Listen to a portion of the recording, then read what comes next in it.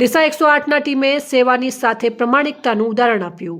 આજરોજ ડીસા શહેર ખાતે મામલતદાર રોડ ઉપર એક રાહદારી વ્યક્તિ ચાલતા બેભાન થઈ નીચે પડી ગયા હતા, ત્યારે આજુબાજુના દુકાનદારોએ જોઈ જતા તાત્કાલિક 108 પર કોલ કર્યો હતો।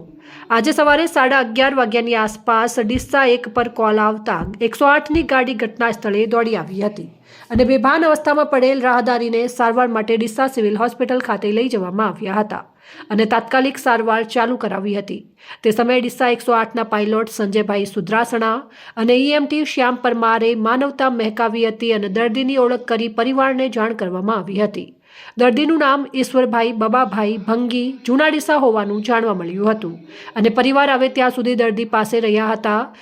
તે સમયે દર્દી બેભાન અવસ્થામાં હોવાથી તેમની પાસે એન્ડ્રોઈડ મોબાઈલ, પર્સ અને રોકડ રકમ સહિત એની અંદાજે કિંમત મોબાઈલ સાથે 25,000 જેવી હોવાથી તેમની દીકરી આવી પહોંચતા દીકરીને આપવામાં આવી હતી અને વધુ સારવાર માટે ખાનગી હોસ્પિટલ ખાતે લઈ જવામાં આવ્યા હતા। ત્યારે કહેવામાં આવે છે કે માનવતા હજી જીવે છે, કેમ કે અત્યારના યુગમાં ઘણા પણ એવા લોકો છે જે દાનતના ચોર હોય છે, પણ માનવતા મરી નથી, માનવતા જીવિત જ છે। ગુજરાત સરકાર દ્વારા ચાલતી આરોગ્ય સેવા એટલે 108। આપણે 108 એમ્બ્યુલન્સ પર કોલ કરીએ એટલે મિનિટોમાં જ આપણા સુધી 108 એમ્બ્યુલન્સ વાન પહોંચી જતી હોય છે અને તાલીમબદ્ધ સ્ટાફ પહોંચી આરોગ્યને લગતી સેવાઓ પણ આપતા હોય છે।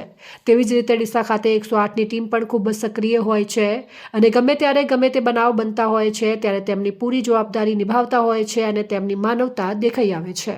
અહેવાલ અમૃતમાળી, સંબંધ ભારત ન્યૂઝ, ડીસા।